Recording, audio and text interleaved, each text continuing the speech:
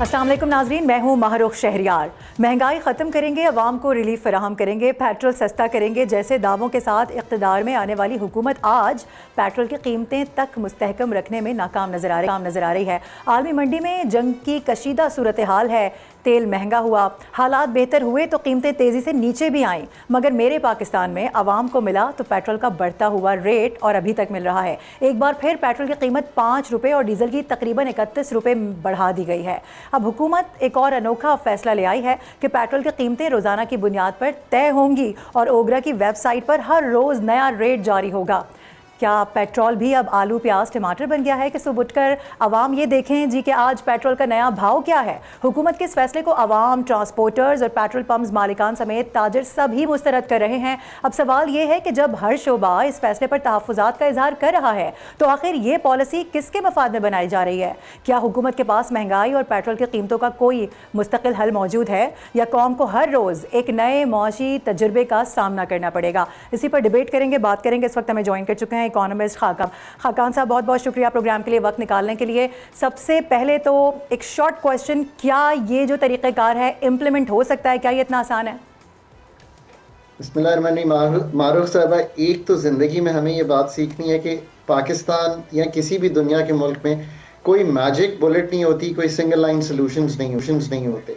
D regulation, इस फैसले की जो बेसिस है वो क्या है, वो हमें समझनी है कि एक डी रेगुलेशन जिसका मतलब है कि मार्केट बनानी है वेल रेगुलेटेड, जो खुद प्राइसिंग को कंपेटिटिवली डिटरमिन कर सके between A B C D, जो आप मार्केट में जितने भी OMCs हैं, ऑयल मार्केटिंग कंपनीज हैं। ये एक जुज है एक बहुत बड़े तंजीम नौ का, जो एनर्जी मार्केट पाकिस्तान की मांगती है। ये हम बढ़ ज़रूर सकते हैं उस तरफ कि ओगरा इसको अब डिटरमिन करेगा। ये भी सोच लीजिए कि क्या ओगरा की ये प्रोफेशनल कैपेसिटी है। नंबर 2 क्वेश्चन ये उठ जाता है कि ये एक मार्केट डिटरमिन कर सके। सिंगापुर प्लैट्स की हम कीमत लेते हैं ये डिटरमिन करने के लिए, ये बात दुरुस्त है। इस वक्त इंटरनेशनल मार्केट बढ़ी हुई है, मेरे ख्याल है पेट्रोल $130-40 पर है। प्लैट्स हम कीमत लेते हैं, सॉरी पेट्रोल $100 पे है, जो डीजल है वो $130-40 पे चला गया था, इसलिए डीजल की कीमत जो है वो ज्यादा बढ़ी है। अच्छा, अब ये तो एक बात हो गई कि ये पूरी एक डी रेगुलेशन एक आंसर है उस पूरी मार्केट को क्रिएट करने का, जिसको हम कहते हैं एक वेल रेगुलेटेड मार्केट आर्किटेक्चर। तेल, gas, LNG, LPG, refining, storage, logistics और रिटेल सप्लाई। जस्ट प्लीज, मतलब मैं ये सबको कहता हूँ, अथॉरिटी से लेके 25 करोड़ लोगों को समझना है कि इसका कोई सलूशन ऐसा है नहीं, क्योंकि हमने ये सारे काम नहीं किए। मसलन मैं एक मिसाल देता हूँ, शायद आसानी से समझ जाएंगे। अगर आप डायरेक्ट टैक्सेशन जो है बहुत अच्छी कर रहे होते, तो क्या आपको 1700 अरब के करीब एक ऐसी लेवी पेट्रोल और डीजल से मिलाकर लेनी पड़ती जो 80-90 रुपए कीमत बढ़ा रही हो, यानी ऐड हो रही हो ऑन टॉप? क्या आप अगर एनवायरनमेंट का अच्छा ख्याल रख रहे होते और IMF से आप लोन ना ले रहे होते तो 5 रुपए कार्बन लेवी जो 2.5 रुपए थी उसको 5 रुपए करना पड़ता। इंपोर्ट की मद में भी कोई, लेकिन खाकान साहब, ये टारगेट लेवी जो था वो तो ऑलरेडी अचीव हो चुका है ना। हमने तो इस पर भी बात की थी पिछले प्रोग्राम में कि टारगेट लेवी जो थी वो भी अचीव हो चुकी, फिर उसके बावजूद इतना ज़्यादा लेवी को बढ़ाना। अब लेवी तो चलें छोड़ें, अब जिस तरह से प्राइसेस ऊपर जा रही हैं तो किसी सूरत भी हम ये नहीं देख रहे हैं कि आगे आने वाले दिनों में कुछ आवाम के लिए रिलीफ है इसमें। देखिए, रिलीफ नहीं है, इसलिए नहीं है कि ये लेवी पहले 1428 रखी थी पिछले साल। इस साल आई थिंक कलेक्शन शायद 1500 हुई है। इस साल हम देखेंगे 1677 अरब, if I am not mistaken.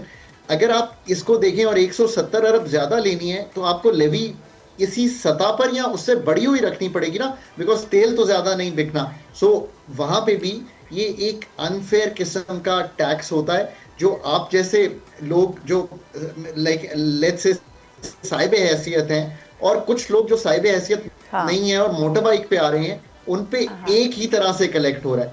मैं बार बार समझाने की कोशिश करता हूं कि ये जब लेवी लगी थी ये 10 रुपए थी और ये GST के इवज लगी थी। अगर ये GST के इवज आज कलेक्ट हो रही हो तो शायद 50 रुपए होगी, पर अगर आप 80-90 रुपए ले रहे हैं वो इसलिए ले रहे हैं क्योंकि आप ओवरऑल टैक्सेशन का इसको एक बड़ा पार्ट बनाते चले जा रहे हैं। मैं ये चीजें इसलिए समझाता हूँ कि ये कोई मैजिक बुलेट नहीं है कि हम डीरेगुलेशन, जो कि एक पार्ट है। फिर आप आगे चलिए ना, क्या ओगरा एक independent rule based professional regulator है?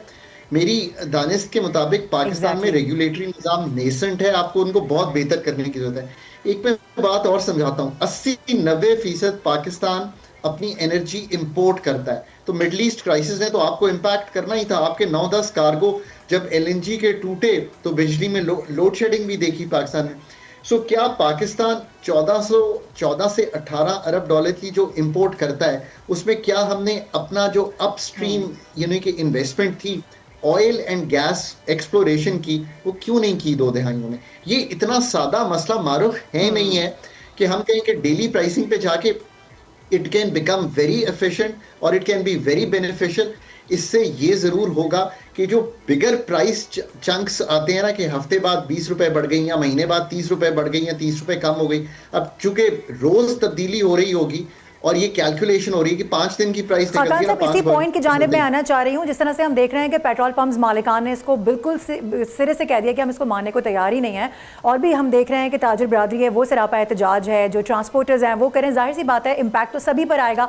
सो अब ये आसान तो नहीं होगा। अब सवाल ये भी हो रहा है कि किसको फ़ायदा पहुँचाने के लिए ये सारा कुछ किया जा रहा है? क्या वही 5 ऑयल कंपनीज जिनके ऊपर ऑलरेडी इतना ज़्यादा अभी वो भी देना है, उनका जो सारा डिपॉजिट जमा हुआ हुआ है, और इसके अलावा जो इतने सारे कर्जे हैं वो सारे जमा हुए हैं, वो भी वापस करने हैं? फिर ये वाली एक आवाज़ भी उठ रही है। सो आप क्या देख रहे हैं कि इस मामले को रूल आउट करने के लिए हुकूमत को क्या स्टेप लेने चाहिए? ये क्या कोई तरीका है? क्या आप समझते हैं कि ये बिल्कुल जायज़ तरीका है और ये इंप्लीमेंट करना इतना आसान होगा रोज़ाना की बुनियाद पर? जबरदस्त आपने सवाल पूछा है। एक ओवरऑल ना रिफॉर्म पैकेज देना चाहिए जो एनर्जी सेक्टर की तंजीम नौ एक सफ़े पर दिखाता हो। मैं वो आपके प्रोग्राम के वसातत से दे देता हूँ ताकि बात समझ में आ जाए। इसलिए सारे स्टेक होल्डर्स, ये तो बड़े छोटे हैं कि आप रिटेलर्स कह रही हैं कि वो करें, उनको तो आपने कॉन्फिडेंस में लेना ही है कि हम करने क्या जा रहे हैं। हम डीरेगुलेटेड मार्केट का मतलब ये नहीं है कि हम कोई अनरेगुलेटेड मार्केट, हम एक कॉम्प्रिहेंसिव मार्केट जो आर्किटेक्चर है उसका एक रिफॉर्म प्रेजेंट करें। उन सब सेक्टर्स में बनाना क्या चाहते हैं? वेल रेगुलेटेड कंपेटिटिव मार्केट जिसमें जो ओपन एक्सेस हो, जिसका मतलब है कि आप खरीदें, कोई और खरीदे, ताकि मार्केट में कॉस्ट रिफ्लेक्टिव प्राइसिंग हो, टारगेटेड प्रोटेक्शन हो जो वल्नरेबल कंज्यूमर्स हैं, और क्रेडिबल रेगुलेशन हो। बस सर एक मिसाल देता हूं आपको। आज 1 दहाई से ज्यादा हो गया मुझे सुनते हुए, 1 दहाई। मैं टेबल पे मौजूद था तो ये बात हुई थी कि हम अपनी रिफाइनरीज को अपग्रेड करेंगे। आज 1 दहाई से मैं ये कहानी सुन रहा हूँ। मैं अब भी सुन रहा हूँ कि हम कह रहे हैं कि हमने रिफाइनरीज को अपग्रेडेशन की जो पॉलिसी है, मतलब पॉलिसी तो बहुत पहले आ जानी चाहिए थी, वो बना ली है। आपको मालूम है कि आप क्रूड जो कि एक सस्ती चीज मंगवाना चाह रहे थे रशिया से, एक रिफाइनरी है पाकिस्तान में पार्को जो लाइट कन्वर्जन करती है, डीप कन्वर्जन कोई नहीं करता। ये एक पुरानी टेक्नोलॉजी है हाइड्रोस्किमिंग की, वो करते हैं पाकिस्तान की रिफाइनरी। इंडिया की सारी रिफाइनरीज अपग्रेडेड थी, इसलिए उन्होंने सस्ता रशियन ऑयल मंगवाया और उसको कर लिया रिफाइन, जिसमें से पेट्रोल निकालकर बेचा। एक और चीज याद रखिएगा, आपने इरानियंस के साथ भी ये काम करना है। लेट से हालात ठीक हो जाते हैं तो ये एक प्रोसेस है जिसमें से आपने गुजरना है। अब आप मुझे ये बताएं कि आप क्यों 90% डिपेंडेंट हैं एनर्जी सिक्योरिटी पे दुनिया पे? क्योंकि आपने पाकिस्तान में अपस्ट्रीम इन्वेस्टमेंट जो है उसके लिए जो राह हमवार करनी है, faster approvals, security risk mitigation, commercially attractive incentives for frontier shale, light gas, offshore acreage, ये आपने नहीं बनाए। आगे चलिए, एसएमजीपीएल और एसएसजीसी क्यों नहीं आप ओपन एक्सेस देते? क्यों नहीं अनबंडल करते इन कंपनीज को? अब जो सबसे इंपॉर्टेंट बात, और मैं हमेशा कहता हूं कि ये मौसम को ठीक करने के लिए आपको अपनी जो यूरो 5 रिफाइनरीज, जो मैं रिफाइनरीज की अपग्रेडेशन की बात करता हूं, मारूफ जितनी मैंने आपसे बातें की है ना, come back to me 5 years down the road. अगर इनमें से कुछ नहीं हुआ होगा ना, I may be working abroad, I will tell you exactly the same story because I am trying to give you a roadmap, not one deregulation कि कीमतें रोजाना की बुनियाद पर कर लें।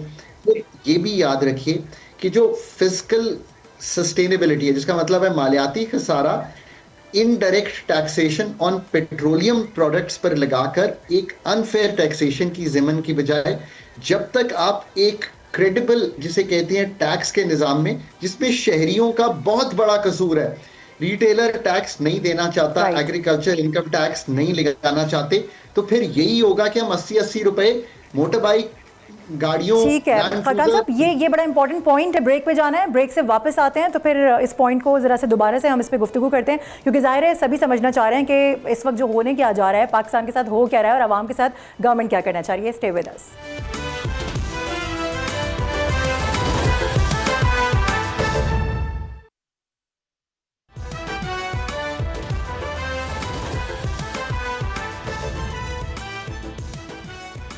वेलकम बैक वंस अगेन नाजरीन। अब कीमतों का रोज़ाना का रद्दोबदल, पेट्रोलियम मसनूआत के हवाले से हम गुफ्तगू कर रहे हैं। खाकान नजीब साहब हमारे साथ ही मौजूद हैं। खाकान साहब, पहले तो अपना पॉइंट कंटिन्यू कीजिएगा जो आप ब्रेक से पहले समझाना चाह रहे थे, क्योंकि जिस अंदाज में आप समझाते हैं शायद वो किसी हद तक समझ में आ जाता है, वरना हुकूमत जितनी मोटी मोटी बातें करती है, आवाम को बड़ी शिकायत होती है कि जी हमें उससे फ़र्क नहीं पड़ता, हमें रिलीफ क्या मिल रहा है। आवाम का ये सवाल होता है कि आम आदमी जो पिस रहा है ना, उसको किसी तरह से रिलीफ दिया जाए। मैं तो चाहता हूं कि यार रिलीफ हो, पर रिलीफ को समझना है मारूफ। रिलीफ का मतलब खाली कीमतों के तयन एडमिनिस्ट्रेटिवली संभालना नहीं है। रिलीफ का ताल्लुक है कि एनर्जी सेक्टर एफिशिएंट हो, यूएफजी लॉसेस ये जो होते हैं ना 10-12% पे चले जाते हैं हम पाकिस्तान में, और 20-22% पे चले जाते हैं पावर में और गैस में, more than what the regulator से, जिससे एक सर्कुलर डेट बनता है। मैं चाहता हूं कि वो खत्म हो। मैं ये चाहता हूं कि पाकिस्तान का जो स्ट्रक्चर है एनर्जी का वो चेंज हो। हम ईवीज पे जाएं, आपके घर में हम गैस ना ज़ाया करें चूल्हे पे भी, ना ही पानी गर्म करने पे, ना ही कपड़े धोने पे, ना ही गैस गीजर पे, बल्कि हम इलेक्ट्रिक पे मूव करें और उस गैस को इस्तेमाल करें बेहतर तौर पे। मैं ये चाहता हूं कि 4000 MMCFD गैस इस मुल्क से निकल थी आज से कुछ साल पहले, आज 2-2,500 MMCFD से ऊपर नहीं है। हम सुई के बाद मेजर एक्सप्लोरेशन नहीं कर पा रहे। मैं तो ये चाहता हूं कि ये सारे this will bring energy security which I want the country. और मैंने मिडल ईस्ट क्राइसिस के बाद तो ये मतलब क्लियरली समझ लिया ना, हमें तो पहले ही समझ आ गई थी। मैं ये भी चाहता हूं कि कोविड के बाद बड़ी clearly there was a discussion कि हमारे पास 30 दिन के जखायर जो डिफरेंट तरह बिल्ड हो सकते हैं। आप कंपनीज को कह सकते हैं कि वो अपने जखायर या खाकान साहब, आपके और मेरे चाहने से तो जाहिर है कुछ नहीं होता, होता तो वही है जो हुकूमत चाहती है, जो इदारे चाहते हैं, और हम देख भी रहे होते हैं कि एग्जैक्टली वही जो वो चाहते हैं वो इम्प्लीमेंट करके छोड़ते हैं। सो अब ये बताइएगा कि आगे आने वाले दिनों में ये प्राइसेस की ऐसी तरह से बढ़ती रहेंगी या कहीं पर इनको ब्रेक लगेगा, क्योंकि रोज़ाना का जो रद्दोबदल है उससे तो जाहिर है एक परेशानी तो खड़ी हुई है। और दूसरा सवाल ये भी है कि जो एसोसिएशंस हैं वो यही बात कर रही हैं कि अगर हमने आज महंगा ख़रीदा, कल पेट्रोल की कीमत कम हो जाती है तो फिर हमें इसका नुकसान होगा। सो फिर इस तरह से ज़ख़ीरा अंदोज़ी और ये सारे मामला तो चलते रहेंगे। So the pehla answer is how to get out of this in the short run. If I was again advising, my advice is the following to the country, and the advice is कि इस वक्त IMF से ये गुफ्तगू कर लें कि अगर लेवी को थोड़ा सा मैनेज कर लिया जाए for the next couple of months, जब तक कि ये मिड ईस्ट क्राइसिस जो है पीक पर है, ताकि हम इसमें से निकल जाएं, बिकॉज ये इन्फ्लेशन क्रिएट करेगा। जब इन्फ्लेशन क्रिएट करेगा, स्टेट बैंक का जो रेट है जिसको पॉलिसी रेट कहते हैं वो सेंट्रल बैंक बढ़ाएगा, तो गवर्नमेंट सबसे बड़ी कर्जदार है, तो गवर्नमेंट को खुद ही ज्यादा पैसे देने पड़ेंगे इन टर्म्स ऑफ सूद। तो ये किसी तरह भी कोई it's not a good situation. Pakistan को इस वक्त इसमें से निकलने के लिए थोड़ा सा पेट्रोलियम लेवी, जिसको मैं काउंटर सिक्लिकल, ये भी समझा कि बहुत कीमतें जब ऊपर जा रही होती हैं तो मैं टेबल पे भी यही कहता था फाइनेंस में कि आप इसको नीचे रखिए, जैसे कीमतें नीचे आएंगी हम इसको बढ़ाकर अपनी कलेक्शन कर लेंगे। एक तो ये बात हो गई। दूसरी बात, जो कार्बन लेवी है, अगर 5 रुपए है, 100-150 अरब कलेक्ट हो रहे होंगे, मैं रफ सा एस्टिमेट करूं, उसको फिर कैसे यूटिलाइज करना है हमने into the electrification, so that जो बोझ है पेट्रोलियम का वो निकल जाए। अब एक और मैं बड़ी इंपॉर्टेंट बात आपके सामने, पाकिस्तान का आप चाहते हैं ना कि महंगाई भी कम हो, 85% फ्रेट, 85% फ्रेट इन रोड्स और हाईवेज पे कैरी होता है विद इंपोर्टेड फ्यूल। किसने कहा है कि railway should not be carrying? वो 1/3 कम कैरी करती है, ये इनएफिशिएंट रेलवे भी हमारी। अगर ये एक state of the art electric railway हो तो ये जो इंपोर्टेड फ्यूल पे ये कैरी होता है। देखिए, पाकिस्तान का मसला ना कीमतें हैं नहीं, डिस्कशन सारी जो हो रही है इवन डेलिकेट प्लेसेस पे भी जहाँ पे पॉलिसी साजी होती है, वो हो रही है सॉरी टू कीमतें इंटरव्यू, टाइम कीमतें बहुत शॉर्ट है खाकान साहब। एग्जैक्ट राइट के मसला सिर्फ कीमतें ही नहीं बल्कि जो पॉलिसीज़ हैं, जो पॉलिसी मेकर्स हैं, उनको लेकर भी बड़ी बातचीत की जाती है। अब IMF में जकड़ा हुआ ये निज़ाम है, IMF की शराइत हैं और उस पर बोझ आवाम पर पड़ रहा है। साथ रहने के लिए बहुत शुक्रिया नाजरीन। ब्रेक पर जा रहे हैं, ब्रेक से वापस आएंगे तो मशरिक़ वस्ता की बदलती सूरत हाल पर डिस्कशन करेंगे।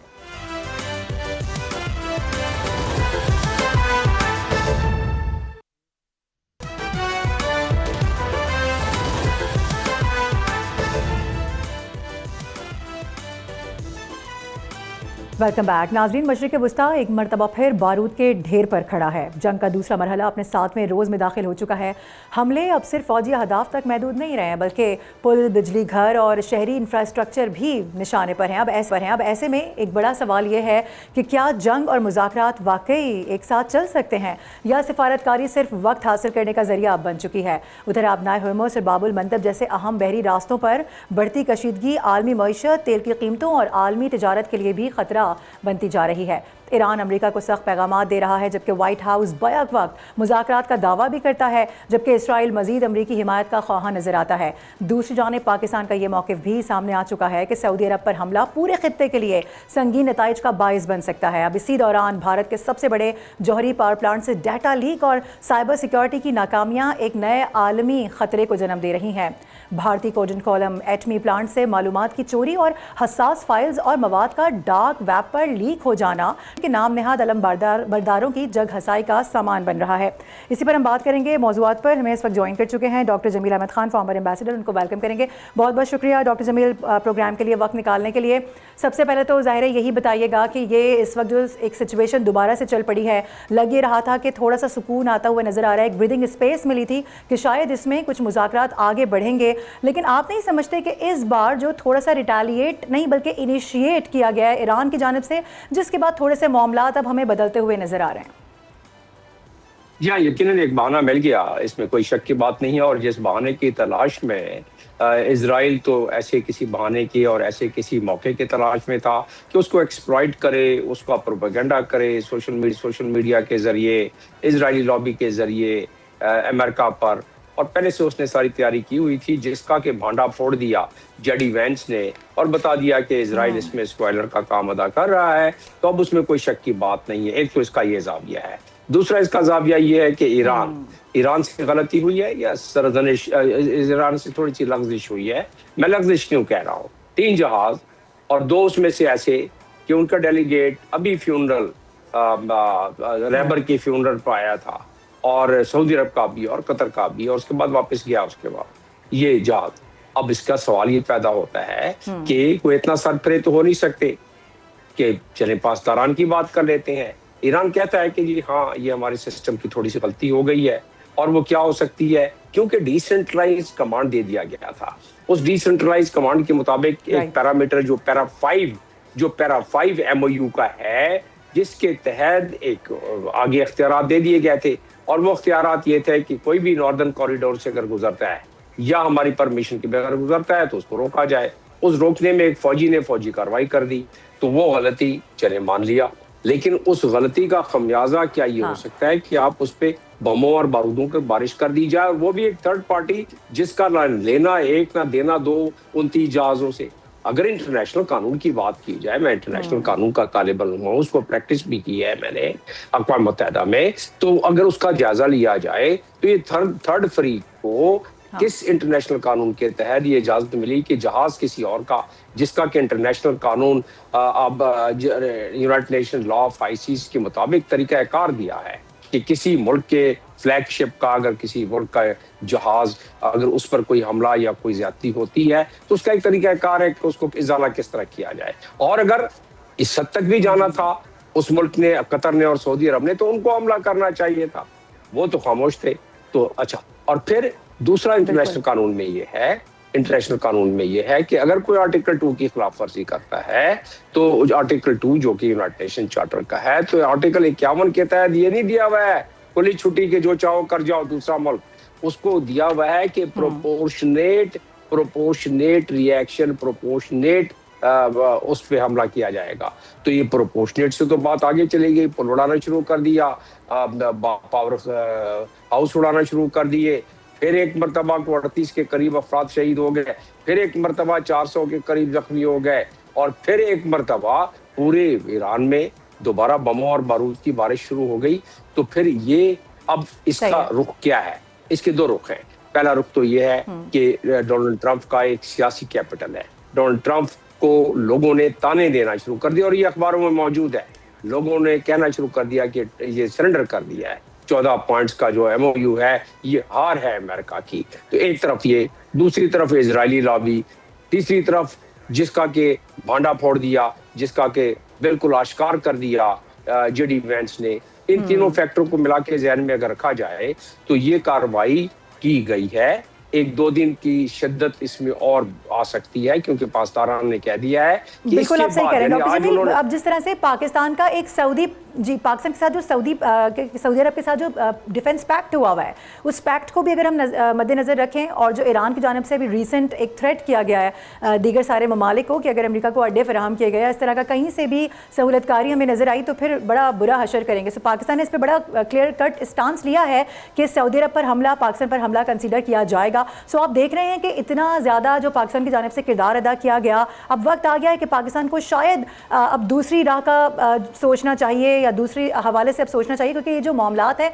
इस तरह से तो बहुत ज़्यादा तूल पकड़ते जा रहे हैं। यहाँ पाकिस्तान को दूसरी तरफ तो नहीं सोचना चाहिए। पाकिस्तान को हद्दुल विसा आखिर वक्त तक, ठीक है पाकिस्तान का पैक्ट है अपनी जगह, ठीक है, उस पैक्ट में शुनई दिए है, किसी के सामने नहीं आया है पैक्ट, लेकिन जो अखबारों में और बाकी जराए से आया है, दोनों मुल्क ने उस पर एतराज़ नहीं किया है कि एक मुल्क पर हमला दूसरे मुल्क पर हमला समझा जाएगा, और पहले मुल्क पे हमला दूसरे मुल्क में। तो इस लिहाज से यस, वो बात सही है। ये नेटो लाइक जो आर्टिकल 5 है नेटो का, उस तरह का कोई उसमें क्लॉज मौजूद होगी जिसका के जिक्र बार बार आ रहा है, और दोनों मुल्कों में से किसी ने उसको ये नहीं कहा है कि ये गलत है। तो लिहाजा ये बात सही है कि डिफेंस पैक्ट के तहत, और फिर ये इस बात पर मोहर सब्त कर दी डिप्टी प्राइम मिनिस्टर और फॉरेन मिनिस्टर ने सेनेट के फ्लोर ऑफ द हाउस पे तकरीर के दौरान कह दिया कि हमारी मजबूरी है, हमारा डिफेंस पैक्ट है सऊदी अरब के साथ, तो फिर अगर हमें खड़ा होना हुआ तो हमारी मजबूरी हो जाएगी। काबिल सताइश बात यह है कि ईरान ने इसको बिल्कुल समझा, और ईरान ने इस पर कोई एतराज नहीं किया। ईरान को पता है कि डिफेंस पैक्ट का क्या मतलब होता है। अब रहा सवाल होतीज पर के एयरपोर्ट पर एक जहाज जो कि ईरान से उड़ा है, और वो ईरान की मैयत से होके डेलीगेशन वापस जा रहा है, उसके एयरपोर्ट पर हमला हो गया। तो होतीज ने उसका जवाब दे दिया, तो वो ज्यादती जाहिर है एक यकसमत हुई है, और उसके बाद होती ने उसका जवाब दे दिया, और होती ने कहा कि हम बाबुल मंदाल भी बंद कर देंगे। लेकिन अगर होती जवाब देते रहे, मैं समझता हूँ कि हमारी बैक चैनल डिप्लोमेसी से हमने कन्वे कर दिया है ईरान को भी, क्योंकि ईरान और होती जाहिर है एलाइज हैं आपस में, तो फिर हमने इसको यकीनन कन्वे किया है। और कन्वे करने के बाद आपने देखा कि थोड़ी सी ठंडक आई है दोनों साइड से। हम इस चीज के मुतामल नहीं हो सकते। हमारी आबादी में कोई 45 मिलियन के करीब आबादी ऐसी है जो वैसे तो सारा का सारा Pakistan. Doctor sorry to interrupt you, आप सही कह रहे हैं, थोड़ी सी ठंडक तो आई है, अगेन एक ब्रीदिंग स्पेस हम देख तो रहे हैं उन दोनों की जानिब से, लेकिन अमेरिका तो मुसलसल अटैक कर रहा है, और अमेरिका की जानिब से फिर आज भी फाइनल किया गया कि जो हम लोग की नई लहर थी, जो ताज़ा लहर थी, वो तो वाइंड अप फिनिश अप हो गई है, लेकिन अगर दोबारा से वहां से कोई रिटेलिएशन होता है फिर हम भरपूर जवाब देंगे। सो इस सिचुएशन के अंदर पाकिस्तान का किरदार किस तरीके से होना चाहिए? अब आगे आने वाले दिनों में इन दोनों ममालिक को रोकने के लिए कौन कौन से ममालिक हैं जो इंटरवीन कर सकते हैं, क्योंकि ये तो बड़ा जरूरी हो चुका है, क्योंकि सिचुएशन वर्सन होती जा रही है। जी हाँ, R4 ममालिक जिसमें तुर्की है, पाकिस्तान है, सऊदी अरब है, इजिप्ट है, ये कोशा है बिल्कुल, और साथ में चीन पसी पर्दा हमेशा साथ होता है, रशिया होता है साथ। तो ये तमाम ममालिक जाहिर है साथ लेके पाकिस्तान चल रहा है, और पाकिस्तान ही है जो सबसे बेहतर चॉइस इस वक्त अमेरिका के लिए भी है, ईरान के लिए भी है, और खलीजी ममालिक के लिए भी है। इसके अलावा मैं सारे दुनिया पर हम और आप नजर रखते हैं, कोई और तीसरा मुल्क तो सामने आ ही नहीं रहा है इस मामले में। और नेचुरल तौर पर अगर देखा जाए जो एक्सेप्टेबल हो तमाम फरीकों को, तो इस वक्त पाकिस्तान है खुशकिस्मती से। तो लिहाजा पाकिस्तानी को ये बीड़ा उठाना पड़ेगा, और बूढ़ा बीड़ा उठाया हुआ है पाकिस्तान ने। और मुझे नजर ये आता है, मैं आपको क्योंकि टाइम वक्त कम होता है, मुझे नजर ये आता है कि this is escalation is to de escalate, number 1। Number 2, Donald Trump कभी तहजीब मिटाते हैं, कभी कहते हैं कि ईरान में कोई एक भी नहीं बचेगा, और फिर उसके बाद वो टेबल पर आ जाते हैं। और डोनाल्ड ट्रंप ने इशारा दे दिया है कि लेकिन हम डील की तरफ भी रास्ता हमारा खुला हुआ है, और वो चाहते हैं कि हमारी negotiation with the position of strength, और अपने मुल्क और अपने कौम को बताएं कि अमेरिका जो कि वाकई में बहुत मजबूत तरीन मुल्क है दुनिया का, उसकी आर्मी मजबूत तरीन है, वो जंग जीते नहीं, जंग हारे नहीं, जंग जीत गए हैं। और ईरान ने भी अपनी इस्तकामत और मुस्तकिल मजाजी से और रेजिस्टेंस दिखला के बता दिया है कि ईरान इस चीज़ को रेजिस्ट कर सकता है और काफ़ी देर तक कर सकता है, और तुर्की जवाब दे सकता है। और ईरान ने कह दिया कि अब आपने हमला किया, यानी आज की रात अगर मैं समझूं कि दोबारा अगर ब्रिजेस और डिसैलिनेशन प्लांट पर हमला हुआ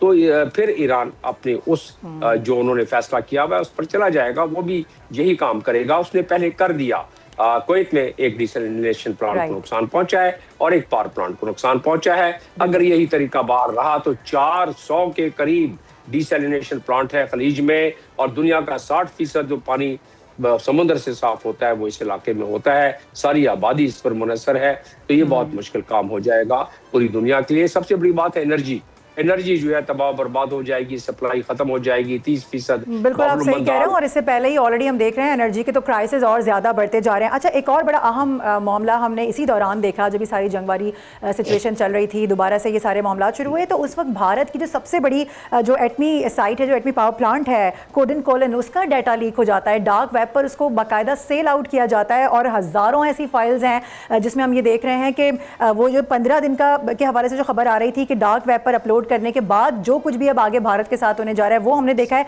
जौहरी तनसीबात के नक्शे और जो सप्लायर्स हैं उनकी तफसीलात तक शेयर की गई हैं। ये कितना बड़ा थ्रेट है भारत के लिए, तो है ही है, इस खित्ते के लिए कितना बड़ा थ्रेट है ये पूरी दुनिया के लिए थ्रेट समझा जाए इसको, क्योंकि जो जौहरी प्लांट्स होते हैं उसमें जो हैवी वाटर होता है, जो एनरिच मटेरियल होता है, अगर वो आज उसके डॉक्यूमेंट्स चोरी हुए हैं, जिसका मतलब ये है कि उसके डिज़ाइन ड्राइंग चोरी हुई है, जिसका मतलब ये है कि उसके सेंट्रीफ्यूज की लोकेशंस चोरी हुई है, जिसका मतलब ये है कि अगर कोई उनमें से ही, अगर उनके ही कोई ग्रुप चाहे तो उसको पता है कि किस जगह पर क्या हमला करना है। इसका मतलब ये है कि रेडिएशन हो सकती है इस पूरे इलाके में।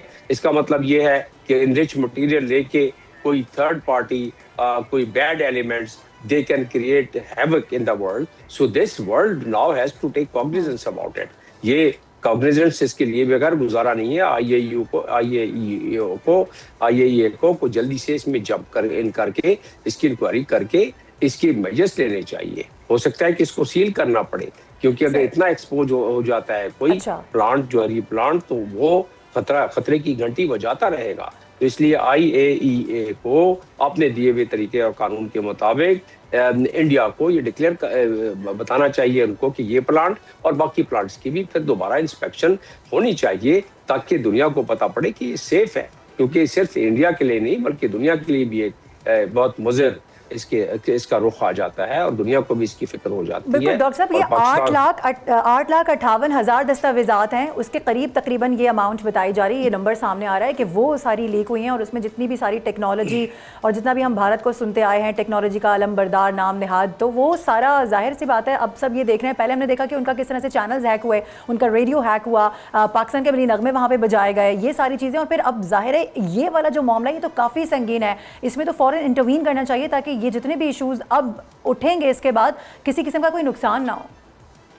नहीं, पाकिस्तान को भी चाहिए कि मेंबर कंट्रीज जो हैं IAEA के, उन मेंबर कंट्रीज को इस चीज का दोबारा अयादा करे और इसको अपने डिप्लोमेटिक चैनल से बताए कि ये हम पड़ोसी मुल्क है हमारे लिए, और बाकी तमाम सार्क ममालिक उनके लिए ये खतरे की घंटी बजा देगा, और बाकी दुनिया के लिए तो है ही है। और इंडिया में एक प्लांट तो नहीं है, बाकी प्लांट्स भी हैं, उनकी इंस्पेक्शन भी की जाए, क्योंकि वो जो एक नॉर्मल रेगुलर होता है उससे हटकर अगर ड्राइंग डिजाइन ही चोरी हो जाए, अगर हर चीज की लोकेशन ही चोरी हो जाए, अगर यही पता पड़ जाए कि उस ड्राइंग डिजाइन में इस पूरी बिल्डिंग की क्या कुव्वत, क्या सलाहियत है और उसको किस तरीके से नुकसान पहुंचाया जा सकता है, यही पता पड़ जाएगा कि एनरिच मटेरियल कितना पड़ा हुआ है और कितना हैवी वाटर है, तो फिर पीछे रह क्या जाता है और कहाँ पे रखा हुआ है, एग्जैक्टली लोकेशन भी ट्रेस की जा सकती है। दैट्स राइट जी जी सही। सो यानी आप ये भी कह रहे हैं कि इसमें पाकिस्तान को भी अब इंटरवीन करने की ज़रूरत है, क्योंकि ज़ाहिर है पड़ोसी मुल्क है, खुदा ना खास्ता किसी किस्म का कोई इस तरह का मामला अगर बढ़ता है तो सबसे पहले तो ज़ाहिर है हमें भी नुकसान इसका उठाना पड़ेगा। अल्लाह ना करे, गॉड फॉरबिड कि ऐसा हो।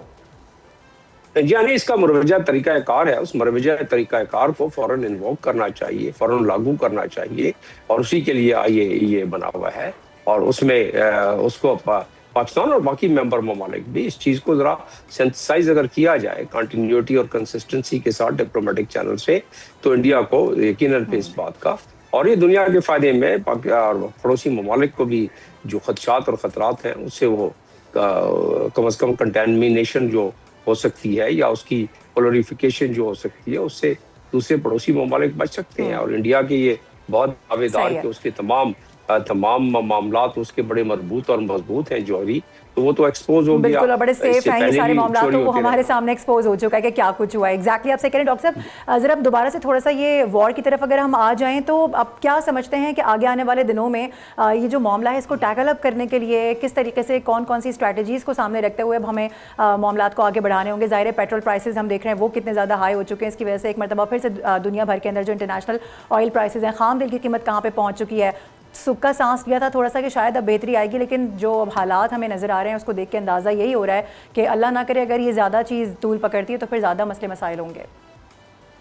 जी हाँ, ये दुनिया अभी उस डिसरप्शन से, जो सप्लाई डिसरप्शन 107 दिन की थी, उससे अभी निकल ही नहीं पाई है ना। वो तो इन्फ्लेशन अभी जारी है, वो सप्लाई डिसरप्शन जो है अभी दोबारा रिज्यूम हो ही नहीं सकी है। और फिर दोबारा इसमें हरमुस बंद हो गया, सिर्फ 4 जहाज गुजर रहे हैं और 6 ईरान की परमिशन से, तो 130 के बदले में 4 या 6 अगर वहां से टैंकर गुजर रहे हैं तो वो तो कोई भी जरूरत पूरी नहीं कर सकता है ना। तो इस वक्त दुनिया की जो एनर्जी है, ऑयल है, गैस है, सल्फर है, पोटेशियम है, एल्यूमिनियम है, इन तमाम की शॉर्टेज तो हो गई है। और इसका आपने पूछा कि इसका क्या, what should be the way forward, the navigation, what we can do is that there are 14 points MOU already there and 12 number clause of the MOU is very clear that there should be a monitoring mechanism. अगर monitoring mechanism होता ये नौबत नहीं आती। monitoring mechanism होता 3 जहाजों पर जैसे ड्रोन मारे गए थे,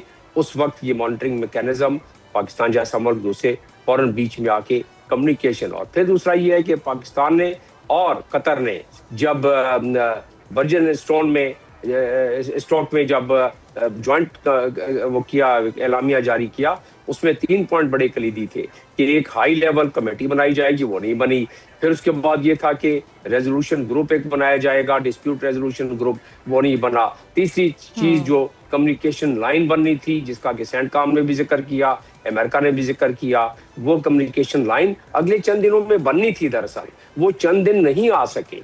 अगर अब जब ये थोड़ा सा मामला थमता है तो ये जो फैसले हो चुके हैं, इन्हीं फैसलों को आगे लेके चलना है। ये ईरान को ही पता है, अमेरिका को ही पता है कि उसके मफाद में, ईरान को ही पता है कि उसके मफाद में। ना ही ईरान एक प्रोलॉन्ग जंग का मुतअम्मिल हो सकता है और ना ही अमेरिका इसका मुतअम्मिल हो सकता है। मिड टर्म इलेक्शन आ रहे हैं, डोनाल्ड ट्रंप इलेक्शन नहीं हारना चाहेंगे, और इलेक्शन हार गए तो इम्पीचमेंट नहीं होना चाहेंगे, और इम्पीचमेंट हो गए तो वो अपने खिलाफ केसेस प्रोसिक्यूट नहीं कराना चाहेंगे। लिहाजा ये तमाम की जरूरत है। स्पॉइलर को इस मरतबा पहली मरतबा थोड़ा सा प्रेशर आया है, यानी कि इजराइल को जेडी वैंस के ये खुलेआम ये बात करने पर, और उस वहाँ की यूथ जिस तरह जंग के खिलाफ हो रही है, तो वो अमेरिका की, तो उससे अंदाजा होता है कि ये प्रेशर बरकरार रहेगा। और अगर इन जमीनी हकायक को जो मैंने आपके सामने इस वक्त पेश किए हैं आपके नाजरीन के लिए, इनको सामने रखें, तो ये this escalation is to de escalate and maximum if they can afford for another few weeks or few days. Exactly, 100% true. Doctor Jameel Ahmed Khan sahab, you are very right. Thank you for joining us in this. Exactly यही बात सारे लोग भी कर रहे हैं और हम भी कर रहे हैं, और उम्मीद ये करते हैं कि अल्लाह ना करे इस तरह की कोई चीज़ हो, क्योंकि आगे हम देख रहे हैं कि मिड टर्म इलेक्शन है, फिर जाहिर है डोनाल्ड ट्रंप हारना नहीं चाहेंगे, अब नवंबर दूर नहीं है, लेकिन उससे पहले लग ही रहा था कि थोड़ा सा हल्का हाथ रखा जाएगा, बट एक दफ़ा फिर से ये एस्केलेशन हो, ये देखते हैं कि ये मामला कहाँ तक जाता है। नाज़रीन, इसी के साथ प्रोग्राम का वक्त भी ख़त्म को पहुँचा है। इंशाल्लाह अगले प्रोग्राम में दोबारा हाजिर होंगे।